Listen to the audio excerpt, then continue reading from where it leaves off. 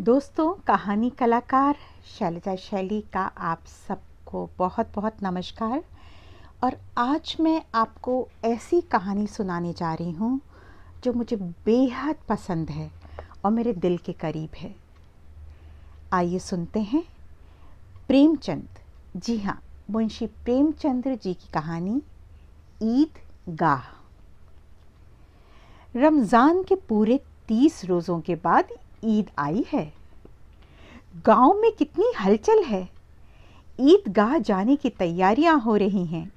किसी के कुर्ते में बटन नहीं है, पड़ोस के घर से सुई तागा लेने दौड़ा जा रहा है। किसी के जूते कड़े हो गए, उनमें तेल डालने के लिए तेली के घर भागा जाता है। जल्दी जल्दी बैलों को सानी पानी दे दे, ईदगाह से लौटते लौटते दोपहर हो जाएगी। लड़के सबसे ज्यादा प्रसन्न हैं। किसी ने एक रोजा रखा है, वह भी दोपहर तक, किसी ने वह भी नहीं, लेकिन ईदगाह जाने की खुशी उनके हिस्से की चीज है। रोजे बड़े बूढ़ों के लिए होंगे, उनके लिए तो ईद है, ईद। रोज ईद का नाम रटते थे, आज वह आ गई। अब जल्दी पड़ी है कि लोग ईदगाह क्यों नहीं चलते। बार बार जेब से अपना खजाना निकालकर गिनते हैं और खुश होकर फिर रख लेते हैं। महमूद गिनता है, 1, 2, 10, 12, उसके पास 12 पैसे हैं। मोहसिन के पास 1, 2, 3, 8, 9, 15, मेरे पास 15 पैसे हैं। इन्हीं अनगिनत पैसों में अनगिनत चीजें लाएंगे, खिलौने, मिठाइयाँ, बिगुल, गेंद और न जाने क्या क्या। और सबसे ज्यादा प्रसन्न है हामिद। हामिद अपनी बूढ़ी दादी अमीना की गोद में सोता है। हामिद के पाँव में जूते नहीं हैं। सर पर एक पुरानी धुरानी टोपी है जिसका गोटा काला पड़ गया है। गांव से मेला चला और बच्चों के साथ हामिद भी जा रहा था। कभी सब के सब दौड़कर आगे निकल जाते, फिर किसी पेड़ के नीचे खड़े होकर साथ वालों का इंतजार करते। ये लोग इतने क्यों धीरे धीरे चल रहे हैं? हामिद के पैरों में तो जैसे पर लग गए हैं। शहर आ गया, बड़ी बड़ी इमारतें आने लगी। यह अदालत है, यह कॉलेज है, यह क्लब घर है। इतने बड़े कॉलेज में कितने लड़के पढ़ते होंगे? सब लड़के नहीं जी, बड़े बड़े आदमी हैं सच, उनकी बड़ी बड़ी मूछें हैं। इतने बड़े हो गए, अभी तक पढ़ने जाते हैं। जाने कब तक पढ़ेंगे और क्या करेंगे इतना पढ़कर। हामिद के मदरसे में 2-3 बड़े बड़े लड़के हैं, बिल्कुल 3 कौड़ी के, रोज मार खाते हैं, काम से जी चुराने वाले। इसी तरह के लोग होंगे और क्या। सहसा ईदगाह नजर आया। नमाज खत्म हो गई है, लोग आपस में गले मिल रहे हैं। तब मिठाई और खिलौनों की दुकान पर धावा होता है। ग्रामीणों का यह दल इस विषय में बालकों से कम उत्साही नहीं है। यह देखो, हिंडोला है, 1 पैसा देकर चढ़ जाओ। कभी आसमान पर जाते हुए मालूम होगे, कभी जमीन पर गिरते हुए। और ये चरखी है, लकड़ी के हाथी, घोड़े, ऊंट छड़ों से लटके हुए हैं। 1 पैसा देकर बैठ जाओ और 25 चक्रों का मजा लो। महमूद और मोहसिन और नूरे और सम्मी इन घोड़ों और ऊंटों पर बैठते हैं। हामिद दूर खड़ा है। 3 ही पैसे तो हैं उसके पास। अपनी कोष का 1/3 जरा से चक्कर खाने के लिए तो नहीं दे सकता। सब चरखियों से उतरते हैं। अब खिलौने लेंगे। इधर दुकानों की कतारें लगी हुई हैं। तरह तरह के खिलौने हैं, सिपाही और गुजरिया, राजा और वकील, भिश्ती और धोबिन और साधु। वाह वाह, कितने सुंदर खिलौने हैं। अब बोलना ही चाहते हैं। महमूद सिपाही लेता है, खाकी वर्दी और लाल पगड़ी वाला, कंधे पर बंदूक रखे हुए। मालूम होता है अभी कवायद किए चला आ रहा है। मोहसिन को भिश्ती पसंद आई। कमर झुकी है, ऊपर मशक रखी है। मशक का मुंह एक हाथ से पकड़े हुए है, बस मशक से पानी उड़ेलना ही चाहता है। नूरे को वकील से प्रेम है। कैसी विद्वता है उसके मुख पर, काला चोंगा, नीचे सफ़ेद अचकन, अचकन के सामने की जेब में घड़ी, सुनहरी जंजीर, एक हाथ में कानून का पोथा लिए हुए। मालूम होता है अभी किसी अदालत से ज़रा यह बहस किए हुए चला आ रहा है।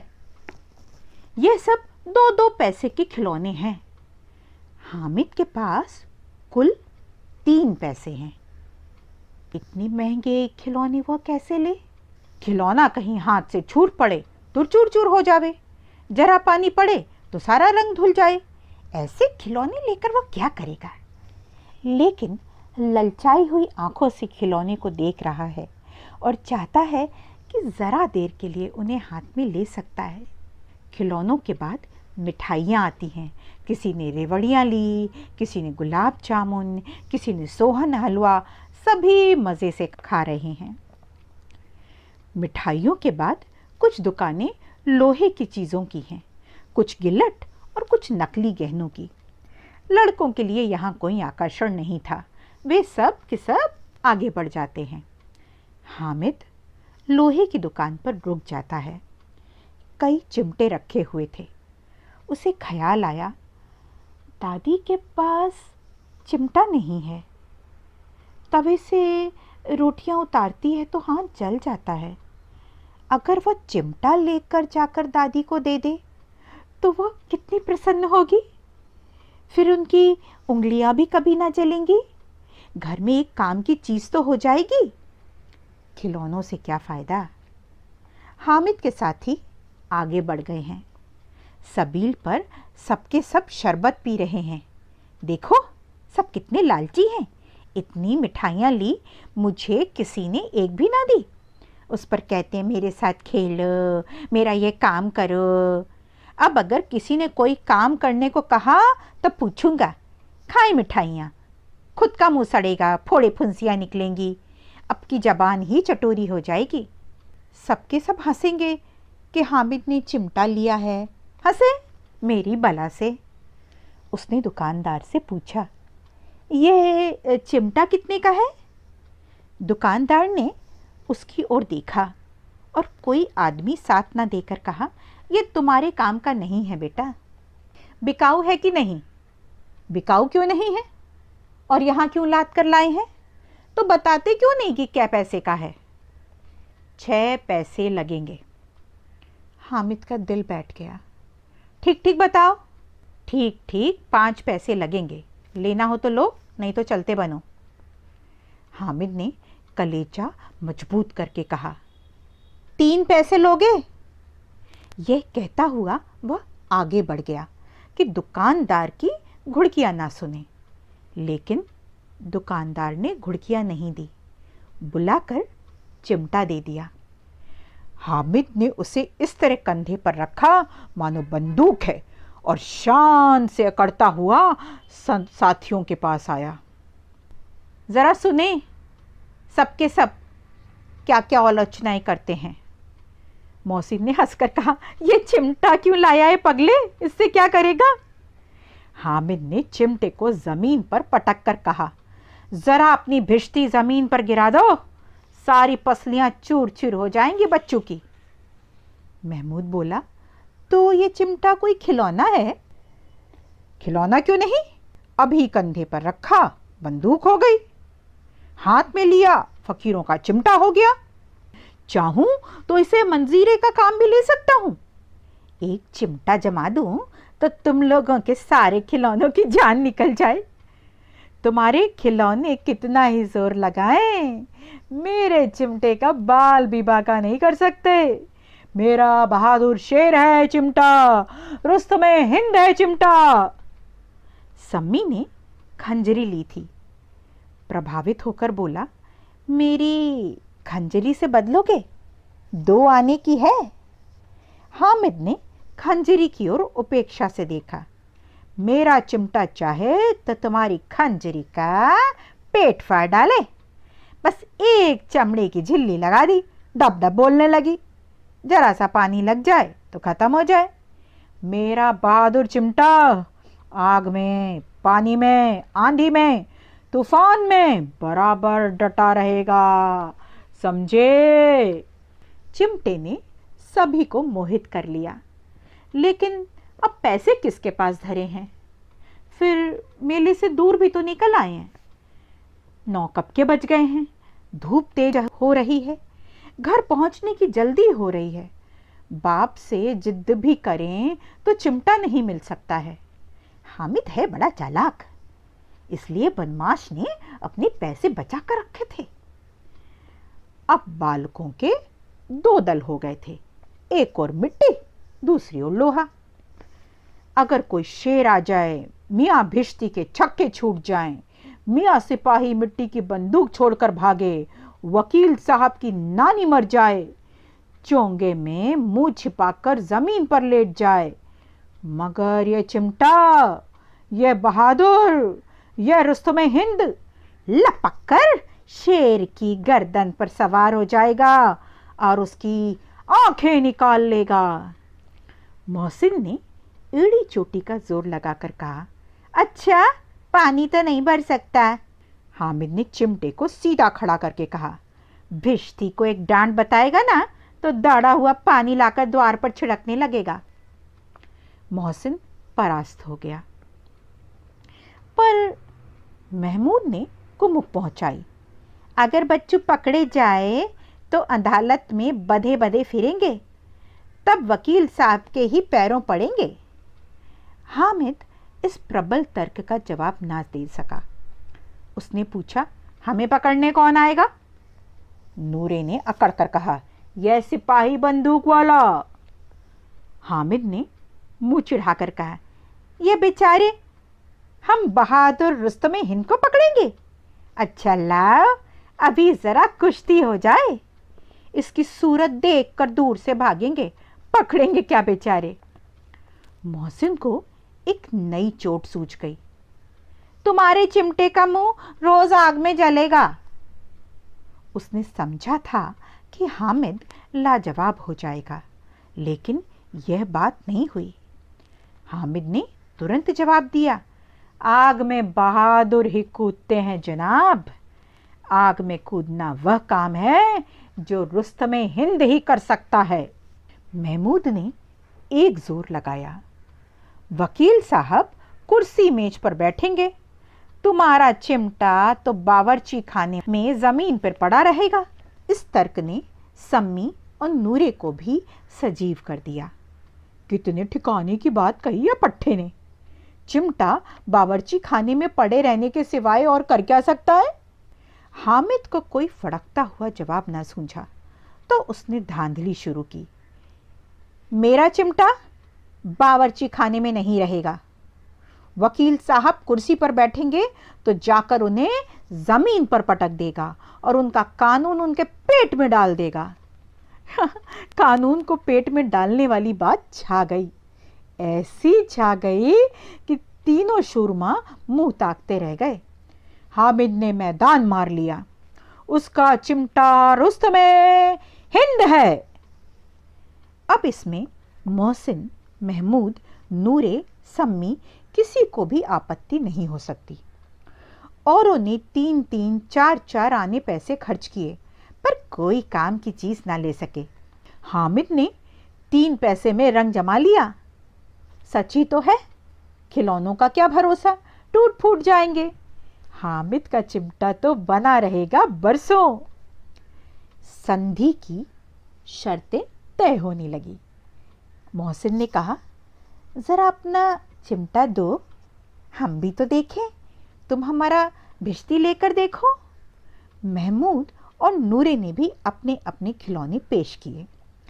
हामिद को इन शर्तों के मानने में कोई आपत्ति न थी। चिमटा बारी बारी से सबके हाथ में गया और उनके खिलौने बारी बारी से हामिद के हाथ में आए। कितने खूबसूरत खिलौने हैं। हामिद ने हारने वालों के आंसू पोंछे। मैं तुम्हें चिढ़ा रहा था सच, ये चिमटा भला इन खिलौनों की क्या बराबरी करेगा। मालूम होता है अब बोले तब बोले। मोहसिन बोला, लेकिन इन खिलौनों के लिए कोई हमें दुआ तो ना देगा। महमूद बोला, दुआ को फिरते हो, उल्टे मार न पड़े। अम्मा जरूर कहेगी, मेले से यही मिट्टी के खिलौने मिले। हामिद को स्वीकार करना पड़ा कि खिलौने को देखकर किसी की माँ इतनी खुश ना होगी जितनी कि दादी चिमटे को देखकर खुश होगी। फिर अब तो चिमटा रुस्तमे हिंद है और सभी खिलौनों का बादशाह। रास्ते में महमूद को भूख लगी। उसके पिताजी ने केले खाने को दिए। महमूद ने केवल हामिद को साझी बनाया, उसके अन्य मित्र मुंह ताकते रह गए। यह उस चिमटे का प्रसाद था। 11 बजे सारे गांव में हलचल मच गई। मेले वाले आ गए, मेले वाले आ गए। मोहसिन की छोटी बहन ने दौड़कर भिश्ती उसके हाथ से छीन ली और मारे खुशी के जो उछली, मियाँ भिश्ती नीचे आ रहे और परलोक सिधार गए। इस पर भाई बहन में खूब मारपीट हुई। दोनों खूब रोए। उनकी अम्मा यह शोर सुनकर बिगड़ी और दोनों को ऊपर से 2-2 चांटे और लगाए। मियाँ नूरे के वकील का अंत इससे ज्यादा गौरवमय हुआ। वकील जमीन पर या ताक पर तो नहीं बैठ सकता।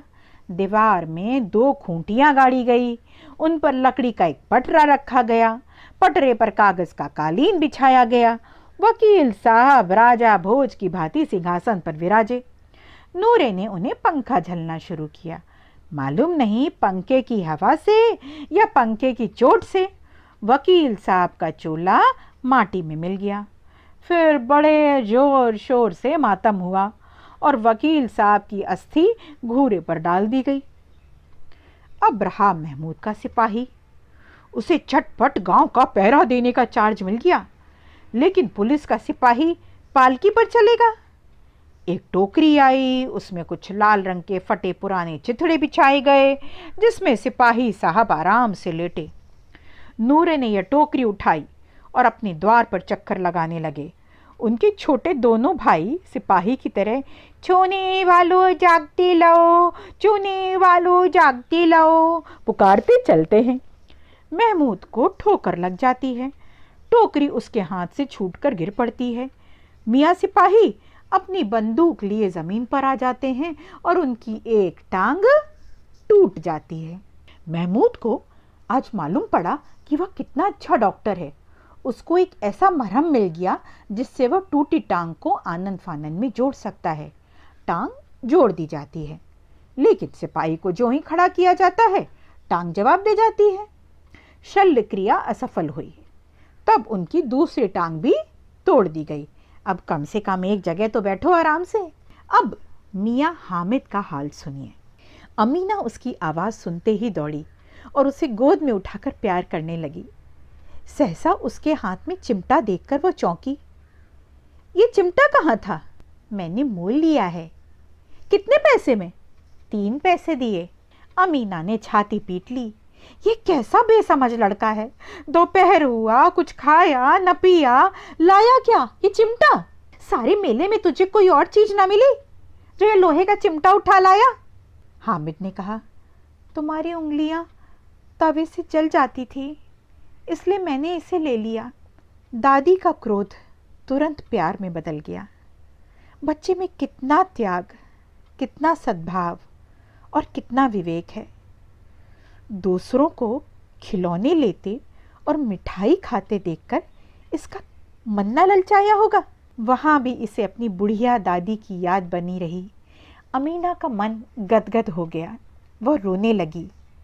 दामन फैलाकर हामिद को दुआएं देती जाती और आंसू की बड़ी बड़ी बूंदें गिराती जाती थी। और मियाँ हामिद बड़े गर्व से अपने रुस्तमे हिंद चिमटे को लेकर एक हाथ में और दूसरे हाथ से अपनी दादी के आंसू पोंछता जाता और दोनों प्यार से खूब हंसे और खूब रोए और दादी ने अपने बेटे को खूब सारी दुआएं दी।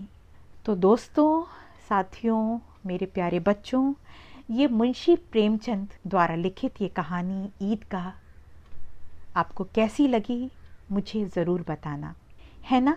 अगर हम दूसरे को खुशी देते हैं तो हमारी खुशी दुगनी हो जाती है। जब कभी भी तुम इस चीज़ को खुद महसूस करना कि कैसे दूसरे को खुशी देते समय हमें और दुगनी खुशी मिलती है, मुझे ज़रूर याद करना, इस कहानी को ज़रूर याद करना और मुझे ज़रूर बताना। बहुत बहुत धन्यवाद। फिर मिलेंगे।